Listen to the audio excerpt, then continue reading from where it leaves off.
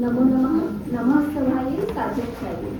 कविकुलगुरु कालिदास संस्कृत विश्वविद्यालय नामले अंतरराष्ट्रीय अभिनव भारती परिसर वारंगा के वेदांत ज्योतिष विभाग द्वारा आयोजित 21 days vocational course on applied रत्नशास्त्र इस ट्रेनिंग प्रोग्राम के समापन सत्र में मैं उपस्थित सभी माननीय गणों का हार्दिक स्वागत करती हूँ। इसी प्रकार इस सभा में उपस्थित सर्व प्राध्यापकगण, सर्व छात्र छात्राएं, जिज्ञासु वर्ग एवं शिक्षकेतर कर्मचारी, आप सभी का मैं हार्दिक स्वागत करती हूँ। आज दिनांक 15 दिसंबर 2025, कली संवत 5127, विक्रम संवत 2082, शक संवत 1947, विश्वावसु नाम संवत्सर, हेमंत ऋतु, मास अमांत मार्गशीर्ष मास, मास पूर्णिमांत पौष मास, कृष्ण पक्ष, एकादशी तिथि, चित्रा नक्षत्र, चंद्रमा तुला राशि में भ्रमण कर रहा है। भव तदनंतर बालवकर, शोभर योग व वार सोमवार है। अतिथियों के स्वागत के पूर्व उनका संक्षिप्त परिचय मैं देना चाहूंगी। आज समापन सत्र के मुख्य अतिथि के रूप में आज हमें यहाँ पर प्राप्त है डॉक्टर ज्ञानेश्वर कुलकर्णी महोदय जी। माननीय महोदय निवृत्त प्राध्यापक व भौतिक शास्त्र विज्ञान संस्था नागपुर के विभाग प्रमुख पद पर कार्य कर चुके हैं। त्रिस्कंद वेदांग महाविद्यालय के प्राचार्य तथा त्रिस्कंद ज्योतिष फलादर्श मंडल नागपुर के अध्यक्ष हैं। उन्होंने 200 से अधिक संशोधन निबंध लिखे हैं। 25 शोधकर्ताओं ने फिजिक्स में तथा 5 शोधकर्ताओं ने वेदांत ज्योतिष में महोदय के मार्गदर्शन में पीएचडी उपाधि को प्राप्त किया है। मैं माननीय कुलगुरु महोदय से निवेदन करती हूँ कि वे माननीय डॉक्टर कुलकर्णी महोदय जी का शॉल, बुके, श्रीफल तथा फाइल देकर स्वागत है। ले लीजिए, थोड़ा पीछे ले लीजिए।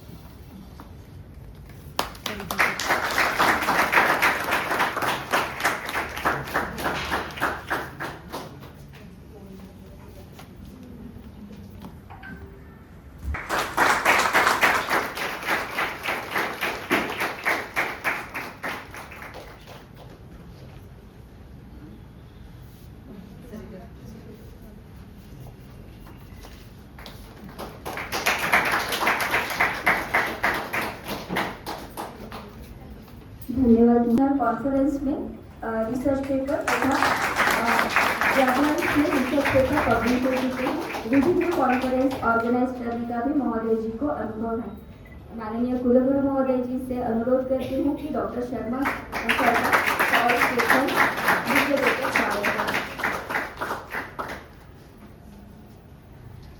धन्यवाद महोदय। इस सभा के सभाध्यक्ष व हमारे प्रेरक माननीय कुलगुरु प्रोफेसर अतुल वैद्य महोदय जी हमारे बीच उपस्थित हैं। माननीय महोदय जी Laxmi Narayan institute of technology Nagpur के कुलगुरु पद पर कार्यरत हैं। इससे पूर्व CSIR नीरी में मुख्य वैज्ञानिक और रासायनिक व धोखादायक कचरा व्यवस्थापन विभाग के विभाग प्रमुख के रूप में कार्यरत थे। मैं माननीय प्रोफेसर पांडे महोदय जी से निवेदन करती हूँ कि वे माननीय कुलगुरु महोदय जी का शॉल, श्रीफल, बुके देकर स्वागत करें।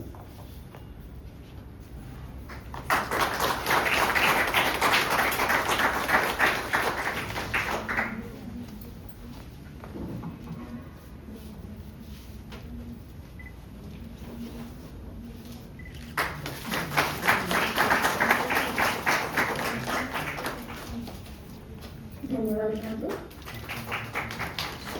इस ट्रेनिंग प्रोग्राम के समन्वय प्राचीन भारतीय का स्वागत करें।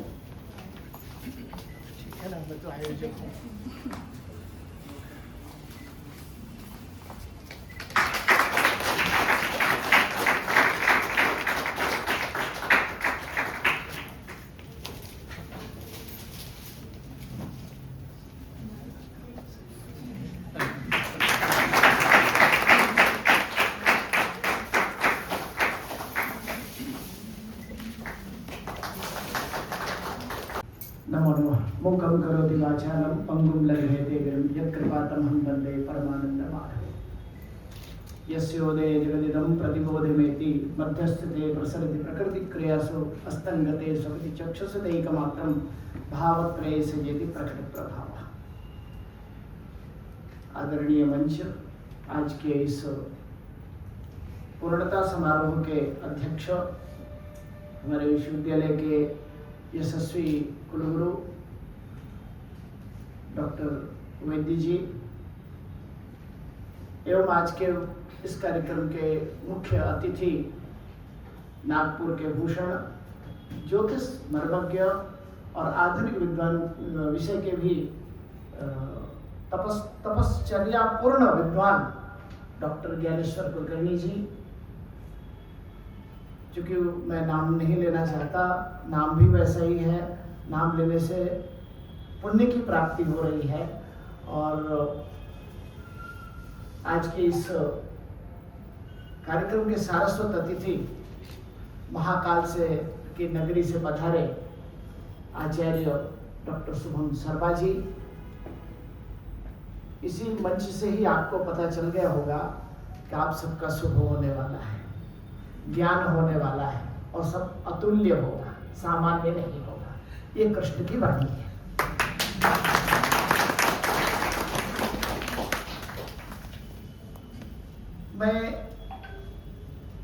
हमने समारोह प्रारंभ किया था और पूर्णता के दिन ही हमने कहा था हम सफला एकादशी को पूर्णता करेंगे। आपकी उपस्थिति ही बता रही है कि हमारा ये कार्य सफलता को दृष्टिगोचर पूर्णता को प्राप्त कर रही है। संकेत की दृष्टि से कहें तो हमें पहला हाल मिला था जिसका नाम था उत्कर्ष, और आज हम नटराज तक पहुंच गए हैं। नटराज ही सारे ज्ञान के दाता हैं। सर, संस्कृत में पाणिनि को मुख्य माना जाता है। पाणिनि के सूत्र का जो आविर्भाव हुआ, नित्यावसाने नटराज राजो ननाद ढक्का नवपंच बारम, यही से अयुण ऋलिक यानी पूरी जो शास्त्र है इनकी संरचना हुई। और पुराणों में भी सब कुछ पार्वती माता कहती है शिव उवाच, ऐसे ही चलता है। तो हम आज उस नटराज के उस नर्तन के गृह में नाम मात्र से ही वो आभास होता है, और ये पुष्टि तब होती है जब महाकाल की नगरी से ही हमारा अतिथि आता है। वास्तव में महाकाल हम जाते हैं दर्शन करने, लेकिन वो जो स्थान है वो काल गणना का स्थान है, इसीलिए हम लोग नाम है महाकाल। आप जब परिक्रमा करेंगे तो वहाँ आपको उज्जैनी नगरी से जो भूमध्य रेखा जाती है, जिसका वर्णन आचार्य भास्कर ने अपने ग्रंथ में किया, वो वहाँ अभी भी दृष्टिगोचर होता है। तो सामान्य आस्तिक जनों के लिए केवल वह ज्योतिर्लिंग है, परंतु ज्योतिषियों के लिए वह काल स्वरूप, जैसा सत्यनारायण व्रत में कहा मैं काल हूँ, ठीक वही काल स्वरूप वहाँ दिखाई देता है। तो ऐसे नगरी से पधारे नटराज गृह में आप सभी आदरणीय महानुभावों का, आदरणीय मंच का मैं वेदांग ज्योतिष विभाग और प्राचीन भारतीय विज्ञान एवं मानवीय शास्त्र संकाय एवं 21 दिन की इस रत्न कार्यशाला की ओर से हार्दिक अभिनंदन और स्वागत करता हूं। इस कार्य को संपादित करने में हमारे विभाग के विभाग प्रमुख डॉक्टर दिनकर मराठे और हमारे विभाग के वरिष्ठ आचार्य डॉक्टर प्रसाद गोखले, इनका भी पूर्ण सहयोग और सानिध्य प्राप्त हुआ। मैं उन दोनों को भी आज अभिनंदन करता हूँ। सामान्यतः यह रत्न कार्यशाला है। मैं अभी सच में मैं चमत्कृत हूँ कि मैं इस हाल में आया तो बैलून देख करके मैं समझ गया कि वास्तव में ये हमारे कार्यक्रमों में तो ऐसा हम नहीं करते हैं, परंतु ये सजा सजाया रत्नों की प्रभामंडल बना के किसी ने हमारे लिए रखा है। तो आप सभी ने जो 21 दिन रत्नों का अवगाहन किया, ज्ञानावगाहन, हम अवगाहन कहते हैं, गंगा में हम स्नान नहीं करते, अवगाहन करते हैं। तो रत्न कार्यशाला में 21 दिन जो आपने अवगाहन किया, उसका स्वरूप थोड़ा आपको यहाँ दिख रहा है। इस कार्यशाला में जिनका सबसे महत्वपूर्ण भाग है वह है केंद्रीय संस्कृत विश्वविद्यालय, जिनके आर्थिक सहाय से और ऐसे विशिष्ट विषय को अनुमति देने के लिए मैं उनका इस मंच से अभिनंदन और आभार व्यक्त करता हूँ। क्योंकि ऐसे नित्य नवीन कार्यक्रम सामान्यतः व्यवहार में प्रचलन में तो बहुत हैं, परंतु एकेडमिक दृष्टि से, शास्त्रीय दृष्टि से इनका प्रचलन बहुत कम है, अल्प है। आवश्यकता थी कि हम ऐसे गहन विषय पर चिंतन करें और अपने समाज में जिज्ञासु अपने जो प्रतिभागी हैं उनको ये विषय दें।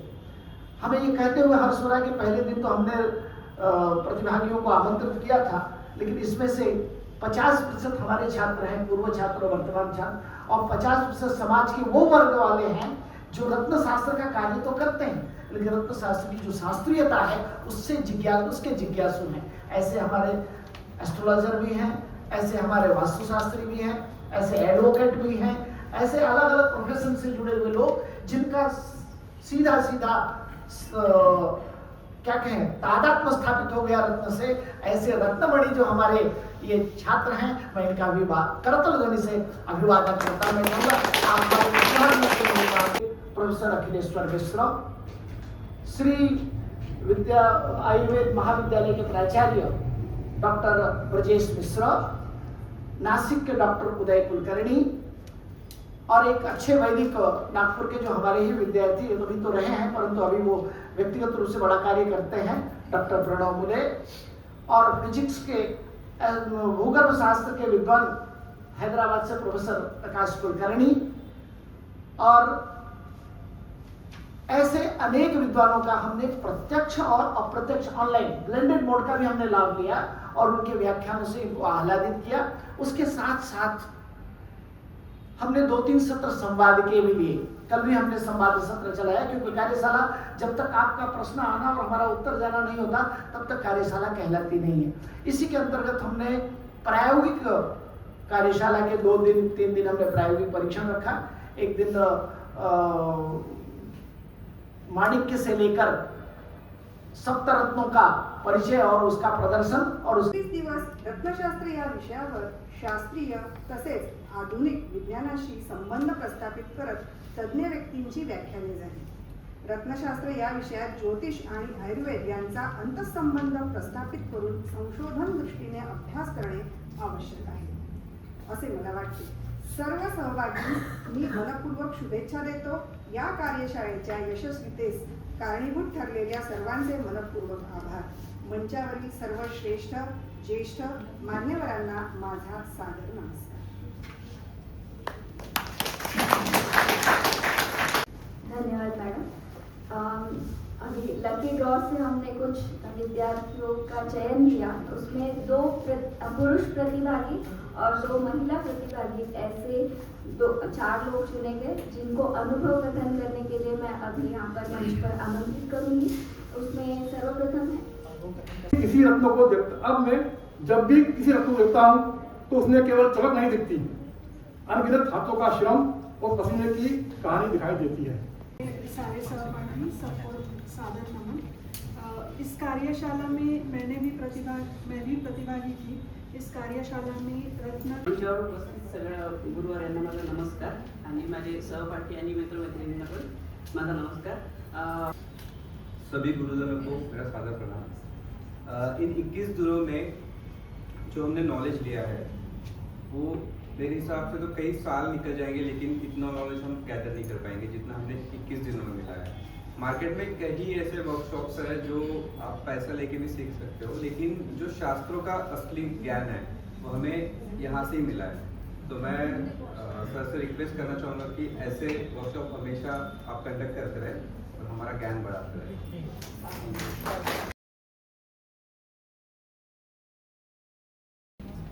इस कार्यक्रम के अग्रिम चरण में हम एक पुस्तक का विमोचन करने जा रहे हैं।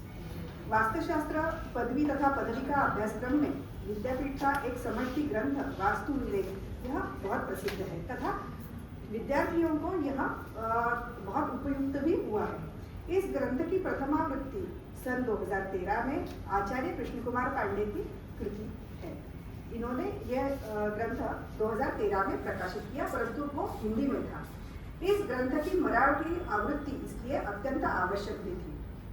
आज़ादी का अमृत महोत्सव अभियान के अंतर्गत भारत के स्वतंत्रता के 75वें वर्ष के उपलक्ष्य में इस ग्रंथ का महाराष्ट्र राज्य की भाषा जो है मराठी, इस मराठी भाषा को अभिजात भाषा का दर्जा मिलने पर यह ध्येय रखा गया कि इसका मराठीकरण किया जाए।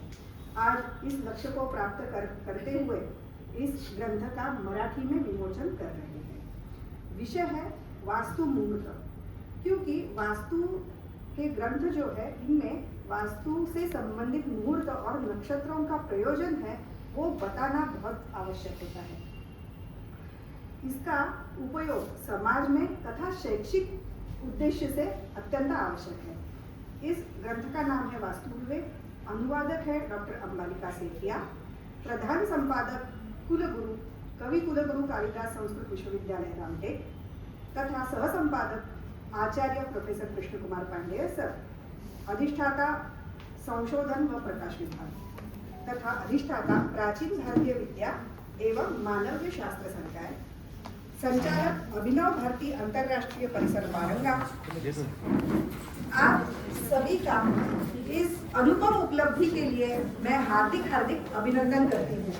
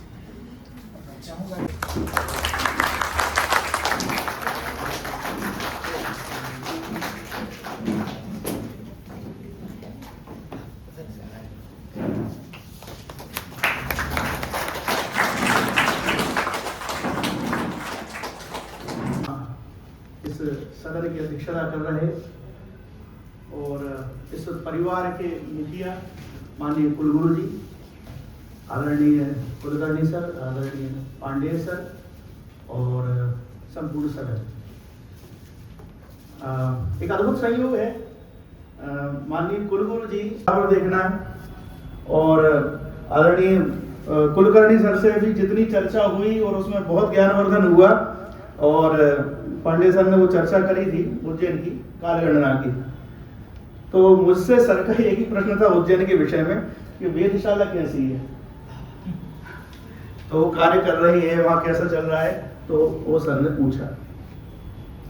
अच्छा, इस चर्चा में एक बात और आई कि किसी ने कहा कि हम पूरा नहीं सीख पाए, तो भारतीय ज्ञान परंपरा तो ऐसी है कि वो हम पूरा सीख ही नहीं सकते।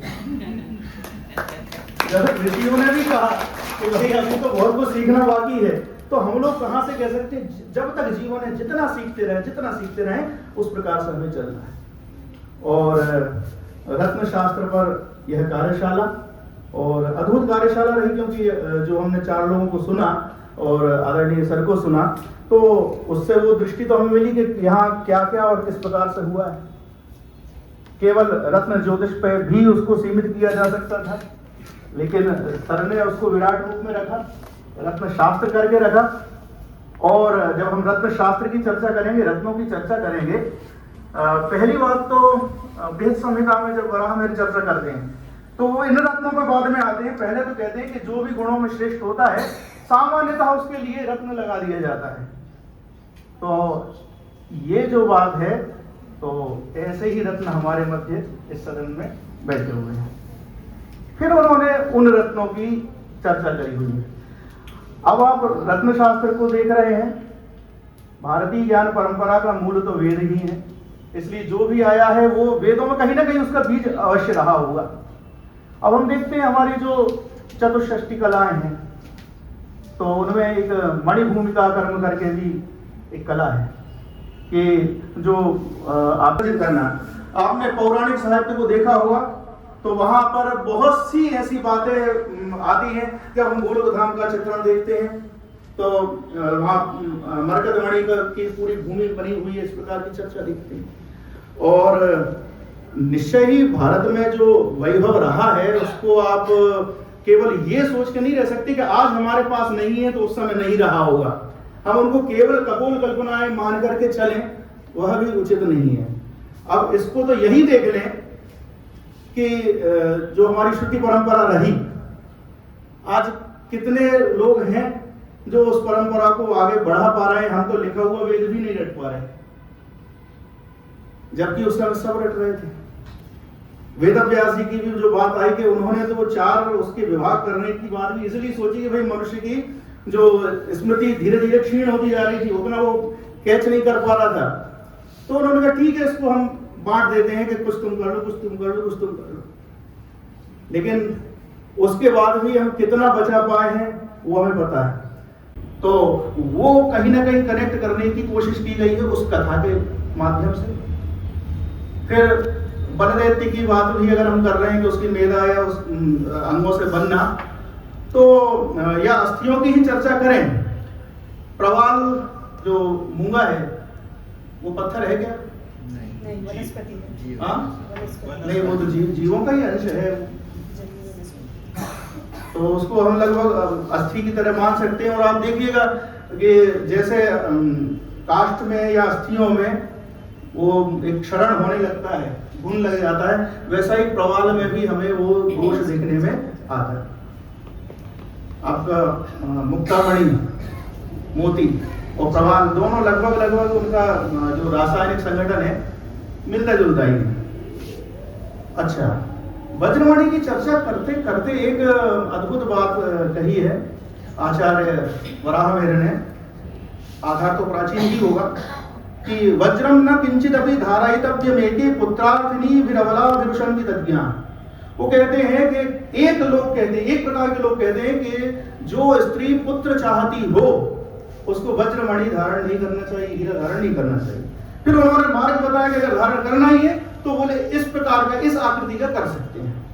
तो यह एक हमारे चिंतन का एक शोध का विषय हो सकता है कि हीरा धारण करने से ऐसा क्या हो रहा है, क्या उसकी जो ऊर्जा मिल रही है उसका दुष्प्रभाव गर्भाशय पे होता है, या अन्य किसी इस प्रकार के स्त्री के शरीर में कुछ ऐसा वो दुष्प्रभाव कर जाता है क्या, जिसके कारण वो संतान में बाधा कर रहा हो।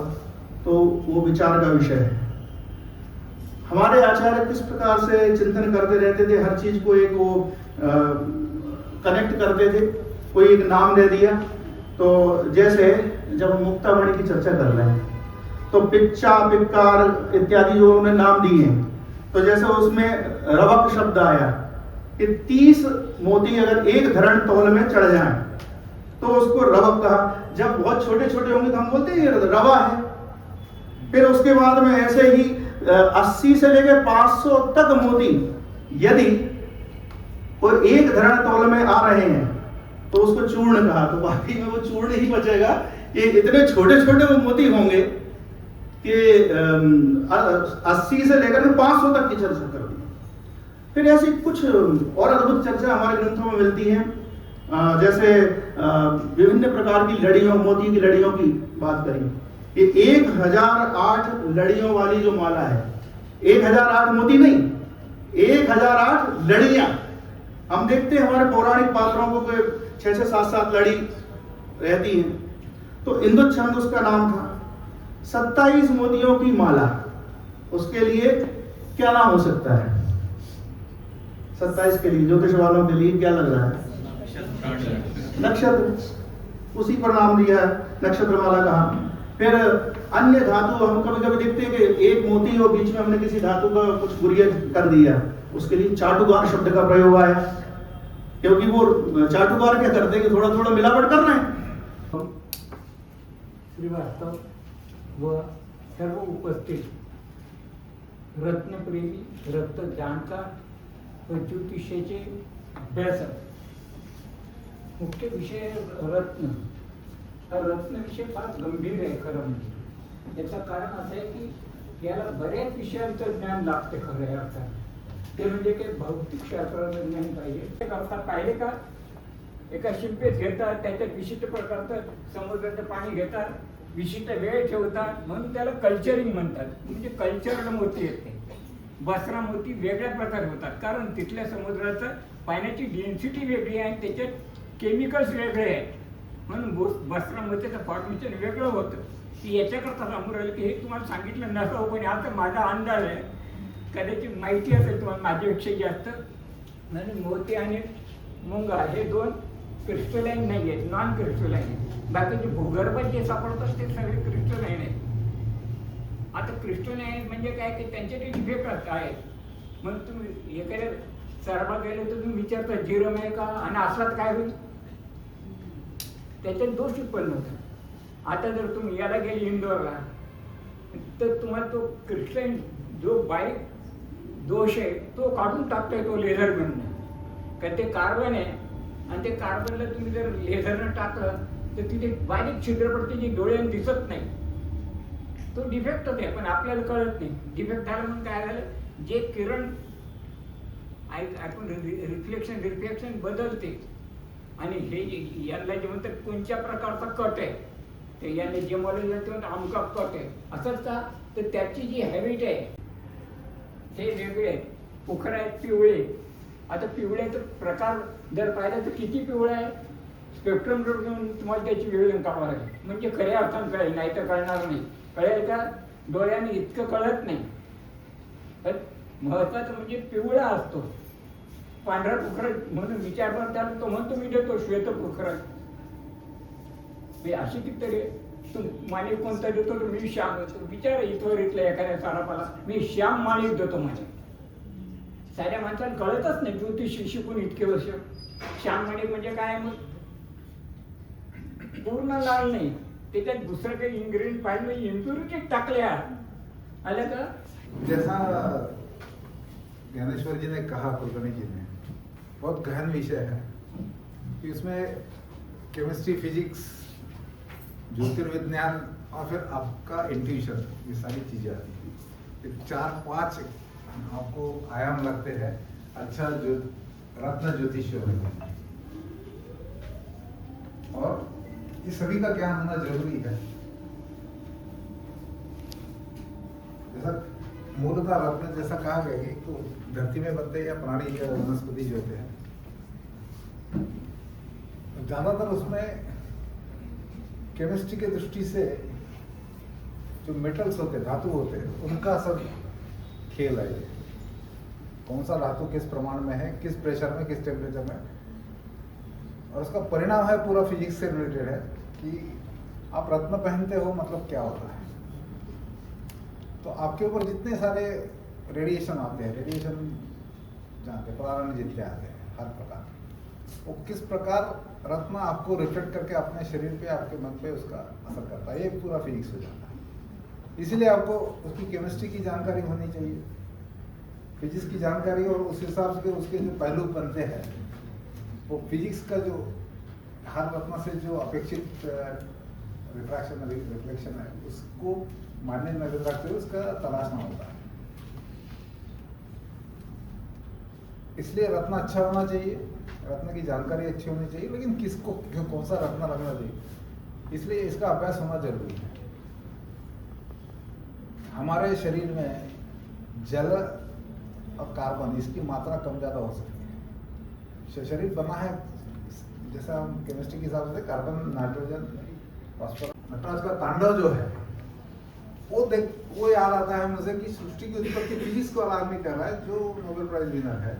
वो कहता है कि मुझे सृष्टि का निर्माण और सब देखते हुए और ये पूरा एटॉमिक फिजिक्स से लेकर विश्व की उत्पत्ति तक मैं जाता हूँ, तो मुझे ऐसा लगता है कि ये नटराज का ये तांडव है जिसके तहत ये ऐसा लगता है, कितना सुंदर है. तो सहज बात है कि हम ग्रह बिंदुओं की बात कर रहे हैं, ईश्वर की बात कर रहे हैं, मानव कल्याण की बात कर रहे हैं, नटराज तक पहुंचे, बहुत अच्छी बात है. ये बहुत शुभ शगुन मैं कहता हूँ सफला एकादशी पे है. तो मैं चाहूँगा इस विषय को, हो सकता है आगे आने वाले, मैं कुलगुरु हूँ नहीं हूँ, लेकिन एक एक रत्न पे एक एक कार्यशाला हो सकती है. 7 दिवसीय मतलब 21 दिवसीय नहीं, 7 एक रत्न पे एक था, पूरे सारे आयाम देखे. आज पर आपने 21 दिन में सारे रत्न देखे. हो सकता है एक रत्न पे आप 7 दिन यहाँ सभी लोग आप ही आ सकते हो.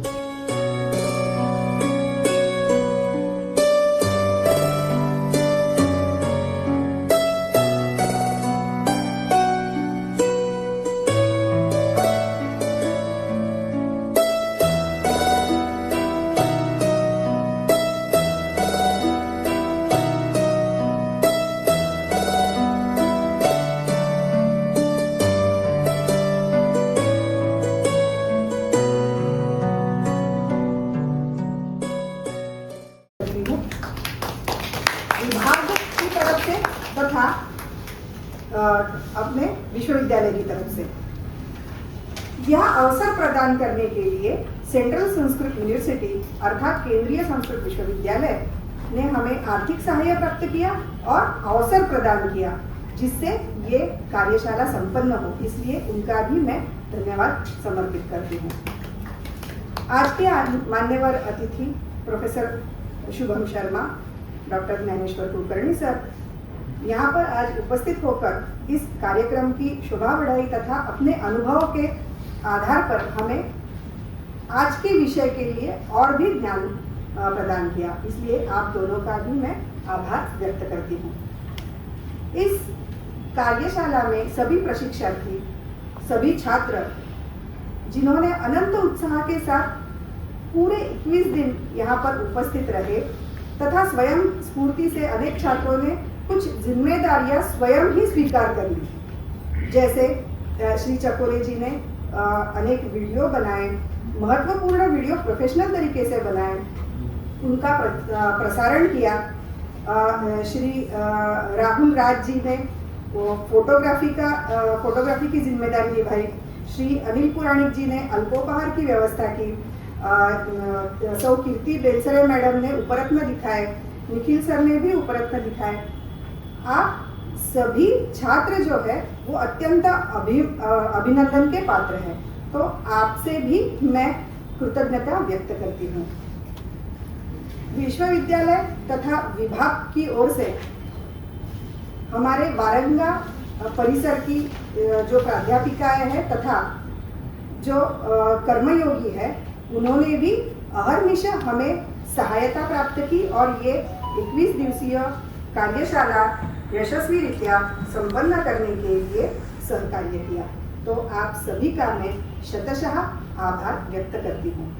इसके आगे श्री अन्वेश देवनापल्ली सर से मैं अनुरोध करूंगी कि वे शांति मंत्र के साथ इस सभा